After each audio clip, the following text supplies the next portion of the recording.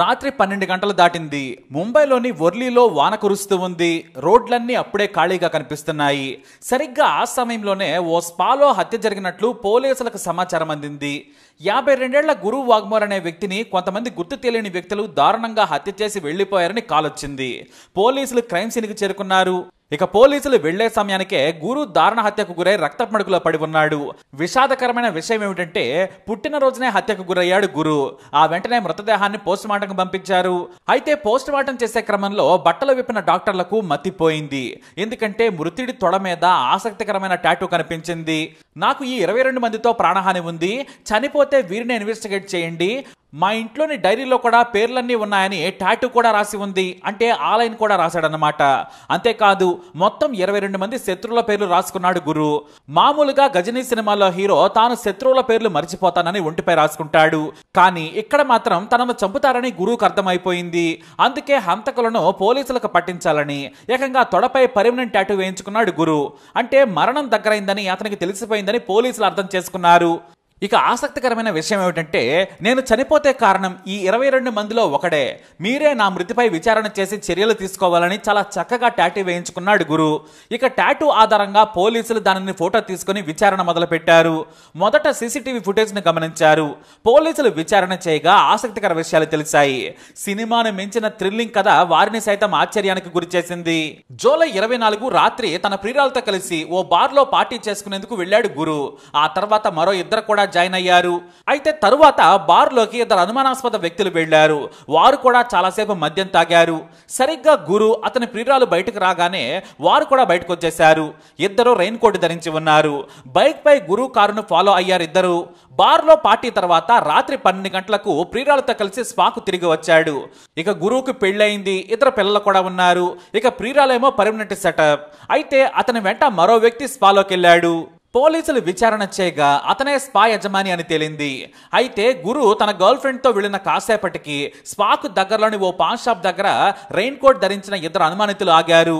Pan shop యజమానిని విచారించారు పోలీసులు. ఆ ఇద్దరు నా దగ్గర 2 గుట్కాలు కొన్నారు, చిల్లర లేదంటే యూపీఐ పేమెంట్ చేశారని చెప్పారు. దీంతో పోలీసులకు సాలిడ్ క్లూ దొరికింది. యూపీఐ పేమెంట్ ద్వారా ఫోన్ నెంబర్ కనుక్కొని కాల్ డేటా తీశారు.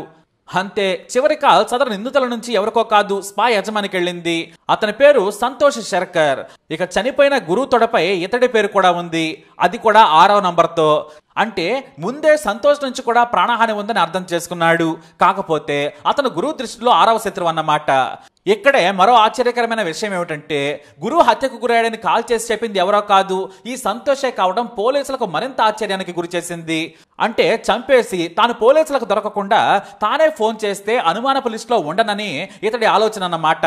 అయితే మరి గురువుతో పాటు స్పాలోకి వెళ్ళిన అతని గర్ల్ ఫ్రెండ్ ఏమైంది, స్పా ఓనర్ సంతోష్ ఎందుకు హత్య చేయించాడనే దానిపై పోలీసులు విచారణ చేశారు. అసలు విషయం సంతోష్ తీరిగ్గా పోలీసులకు చెప్పాడు. హత్యకు గురైన గురు వాగ్మరే ఆర్టీఐ కార్యకర్త. సమాజంలో జరిగే తప్పులను, మరీ ముఖ్యంగా ప్రభుత్వ కాంట్రాక్టర్లు, అధికారులు, నేతలు చేసే తప్పులను ఇతను గుర్తించి సమాచారం సేకరిస్తాడు. ఆ తర్వాత న్యాయం కోసమని చెప్పి వాటిని మీడియాకు అందజేస్తూ ఉంటాడు. ఇలా మొదట్లో ఆర్టీఐ కార్యకర్తగా సమాజం కోసం పనిచేశాడు. కానీ ఆ తర్వాత కొంతమంది ఇతనికి డబ్బు ఆఫర్ చేశారు. తమ పేరు బయటకు రానివ్వద్దు, మా గురించి విచారణ చేయొద్దని చెప్పారు. దీంతో అలా ఆర్టీఐ కార్యకర్త కాస్త ముసుగులో బ్లాక్ మెయిలర్ గా మారాడు. ఇలా ఎంతో మందిని బ్లాక్ మెయిల్ చేసి ఫుల్లుగా డబ్బులు సంపాదించడం మొదలు పెట్టాడు గురు. అంతేకాదు ఇక గర్ల్ ఫ్రెండ్ కూడా మెయింటైన్ చేస్తూ మజా చేస్తూ ఉన్నాడు. ఇక స్పా యజమాని సంతోష్ తన స్పాలో ఇల్లీగల్ దందా చేయడం మొదలు పెట్టాడు. హైటెక్ వ్యభిచారం నుంచి ఇతరత్రా దందాలు చేస్తూ భారీగా సంపాదిస్తున్నాడు. ఈ విషయం కాస్త గురువుకు తెలిసింది. దీంతో నాటి నుంచి బెదిరించడం మొదలు పెట్టాడు. ఇక ఆ తర్వాత స్నేహితులు కూడా అయ్యారు. స్నేహం చేసినా కూడా దందా మాత్రం వదిలిపెట్టలేదు గురు. ఎప్పుడంటే అప్పుడు ప్రియురాలను తీసుకుని వచ్చి ఆస్పాలోనే శృంగారం చేసుకుని వెళ్లిపోయేవాడు. అయితే 7 ఏళ్లుగా సంతోష్ ని ఇలా వేధిస్తూనే ఉన్నాడు గురు. లక్షలు సమర్పించుకున్నా కూడా వదిలిపెట్టడం లేదు. నువ్వు సంపాదించుకున్న దాంట్లో నాకు కూడా కొంత వాటా ఇస్తే చాలని బెదిరించడం మొదలు పెట్టాడు. లేదంటే పోలీసులకు ఫిర్యాదు చేస్తానన్నాడు.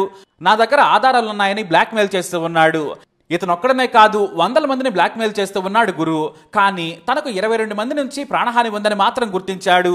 తనకు ప్రాణహాని ఉందని భయపడ్డా కూడా బ్లాక్ మెయిల్ మాత్రం ఆపలేదు. ఫ్రీగా వచ్చే డబ్బుతో ఎంజాయ్ చేయడానికి అలవాటు పడ్డాడు. దీంతో గురువు వేధింపులను తట్టుకోలేక ఇద్దరు కాంట్రాక్ట్ కిల్లర్స్ ను సెట్ చేశాడు. గురువుని గాని చంపితే 10 లక్షలు ఇస్తానని చెప్పాడు.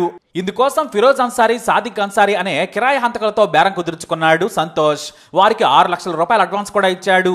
కానీ గుట్కాకు కర్కుర్తి పడి చిల్లర లేక యూపీఐ పేమెంట్ తో తాను దొరికిపోతానని సంతోష్ ఎప్పుడూ ఊహించలేదు.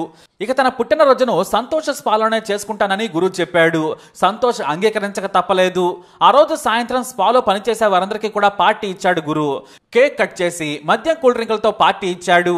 ఇక వారంతా కూడా ఇంటికి వెళ్లిపోగానే సంతోష్ ని తీసుకుని ప్రియురాలతో కలిసి బార్కి వెళ్ళాడు. ఇక బార్కి వెళ్లగానే కిరాయి హంతకులకు సమాచారం ఇచ్చాడు సంతోష్. తనను ఫాలో కావాలని చెప్పాడు.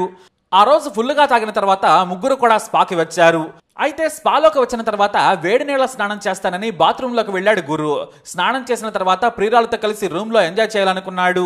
ఇక స్నానం చేసి వచ్చి కొత్త బట్టలు కూడా వేసుకున్నాడు. అయితే గదిలోకి ప్రియురాలతో వెళితే తలుపు తీయడని సంతోష్ ముందు భయపడ్డాడు. అందుకే గదిలోకి లవర్తో వెళ్లక ముందే చంపేయాలనుకున్నాడు. వెంటనే ఫిరోజ్ కు కాల్ చేశాడు.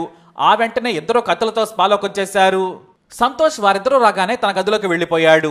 ఫిరోజ్, సాదికులు గురువు ప్రియురాలు ఫోన్ లాక్కొని వేరే గదిలోకి పోవాలని కత్తులతో బెదిరించారు. ఆమె వేరే గదిలోకి వెళ్లి లోపల నుంచి గడియ పెట్టుకుంది. ఆ తర్వాత నన్ను చంపొద్దని కాళ్ళ వెళ్లా పడ్డా కూడా గురువును చచ్చే వరకు కత్తులతో నరికేశారు. ఆ తర్వాత కేకలు వేసుకుంటూ వెళ్లిపోయారు. తీరిగ్గా వచ్చిన సంతోష్ గురువు ప్రియురాలని పిలిచాడు. ఆమె తాను గదిలో ఉన్నానని చెప్పింది. బయటకు వచ్చి చూడగా గురువు చనిపోయి ఉన్నాడు. గురువును చంపారని వణికిపోయింది అతని లవర్. దీంతో ఆమె అక్కడి నుంచి పారిపోయింది. ఇక సంతోష్ మాత్రం తాపీగా స్పాలో మర్డర్ జరిగిందని చెప్పాడు. నేను గదిలో పడుకున్నాను, గురు అతని గర్ల్ ఫ్రెండ్ తో ఉన్నాడని పోలీసులకు చెప్పాడు. గర్ల్ ఫ్రెండ్ ఫోన్ కు పోలీసులు కాల్ చేస్తే స్విచ్ ఆఫ్ అని వచ్చింది. మొదట గురువు లవర్ హత్య చేసి ఉండొచ్చని పోలీసులు భావించారు. ఎందుకంటే సంతోష్ కాల్ చేశాడు, అతని లవర్ ఏమో పారిపోయింది, పైగా స్విచ్ ఆఫ్ చేసుకుంది. కానీ పోస్ట్ మార్టం కు మృతదేహం పంపిన తర్వాత తొడపై ఉన్న శత్రువుల పేరుతో పోలీసులకు అనుమానం వచ్చింది. ఆ 6 గురించి విచారణ చేస్తుండగానే యూపీఐ పేమెంట్ వల్ల దొరికిపోయారు. కేవలం 2 గుట్కాలు వారిని దొరికేలా చేశాయి. హత్య తర్వాత సాదిక్, ఫిరోజులు పారిపోయే ప్రయత్నం చేశారు. ఢిల్లీకి వెళ్లాలని ట్రైన్ ఎక్కారు. కానీ పోలీసులు వారి ఫోన్ సిగ్నల్ ఆధారంగా మార్గం మధ్యలోనే అది కూడా ట్రైన్ లో అదుపులోకి తీసుకున్నారు. ఇక కేవలం తొడ మీదే కాదు, ఇంటి దగ్గర కూడా గురు తన శత్రువుల లిస్టును 50 మంది వరకు రాశాడు. కానీ హత్య చేసేంత శక్తి, కోపం ఉన్నది మాత్రం ఈ 22 మందికేనని లిస్టు రాసుకున్నాడు. అయితే 50 మంది శత్రువులున్న 6వ శత్రువు చేతిలో హత్యకు గురయ్యాడన్నమాట. తన డైరీ పోలీసులకు దొరకకుంటే హంతకుడు దొరకడని ముందే తొడ మీద టాటూ వేయించుకున్నాడు. అయితే ఈ టాటూ గురించి అతని గర్ల్ ఫ్రెండ్ కు కూడా తెలుసు. కానీ పోలీసులకు చెప్పేందుకు భయపడింది. ఇక తన మీదకు హత్య కేసు వస్తుందని పరారీలో ఉంది. కానీ ఈ హత్యలో సంతోష్ మాత్రమే ఉన్నాడా, ఇతర గురు శత్రువులు కూడా ఉన్నారా అనేది పోలీసులు విచారణ చేస్తున్నారు.